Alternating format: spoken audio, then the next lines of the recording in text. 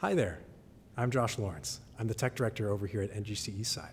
This video is for you to learn how to use our gym AV cart as a tool to help support your local ministry event or gathering. In this video, we're going to be going over the basics of power cycling, how to turn on and turn off the system, as well as the key components such as the soundboard, the lighting console, the computer, the switcher, and other key features that might help support your local ministry event or gathering. Now please note, while this video is a helpful guide and resource, it's not a direct replacement for the in-person training that happens between myself or a member of our media team and the ministry leader or volunteer.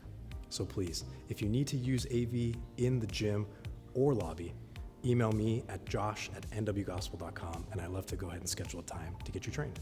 For our first example, let's go ahead and see how we fully power cycle on the system and its components. To turn the system on, it's super simple. First, switch the surge protector on the rack labeled first on, last off to the on position. You'll want to wait until the soundboard is fully on and ready to go before turning on the rest of the system. Next, turn the second surge protector labeled last on, first off to turn on the amps that power the speakers. You'll hear clicking. Once the clicking stops, you're ready to move on. To turn on the computer, locate the power button on the side corner of the Mac and press it once. The LED indicator will illuminate, followed by a short sound signifying that the computer is turning on. Once on, you can enter the computer's password L1FEP01NT to log in. Once at the home page, you're ready to turn on the projector. To turn it on, locate the white desktop switch and press the on button twice. Once the projector is on, it'll take about 30 seconds to a minute to fully recognize the source and be able to project. Once that's complete, you now have successfully turned on the system and it's ready to be operated. While in this next example, I can't fully train you on how to run audio, I can demonstrate some simple tasks such as muting, unmuting, checking for signal, playing music through the computer, and operating a wireless mic. So let's get started. First, go to the soundboard and take out a wireless microphone from the drawer. Turn on the microphone using the front switch and confirm not only if it turns on, but that it has an adequate battery level using the display indicator. If not, unscrew the bottom cap and replace its two AA batteries like so. Once you got the mic on, go over to the soundboard and unmute the channel fader labeled Mic 1 and try speaking in it. You'll see signals indicating from the channel fader as well as your voice now coming through the PA system. With gain structure set pretty universally with these mics, make sure not to turn the fader at max volume all the way as this can damage the system. Now that you got your mic passing sound through the system, let's turn on some music. Once we have music playing off the computer, go over to the two faders labeled Mac left and Mac right. Unmute them. Then pull up the fader to the desired volume. Again, you'll see a signal indicated on the fader and also hear it through the PA system.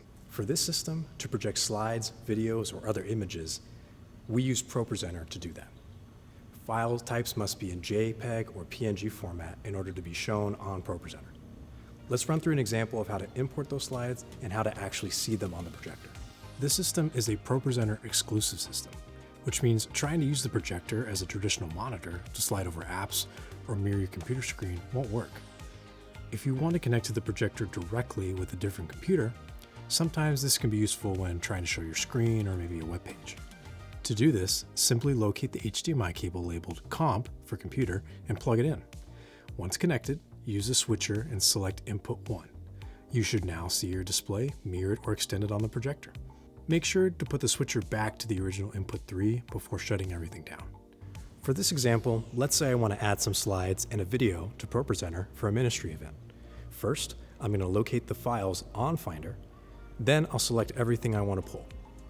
Then I'll click and drag over to the presentation screen on ProPresenter. Just like that, you're ready to show your slides and video on the screen. Let's take a closer look on how I did that.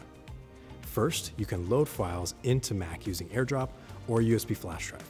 If you're using Google Slides and need to find a way to get them onto ProPresenter, you'll have to export them as images to your device and bring them over to this Mac using one of the methods of file delivery above.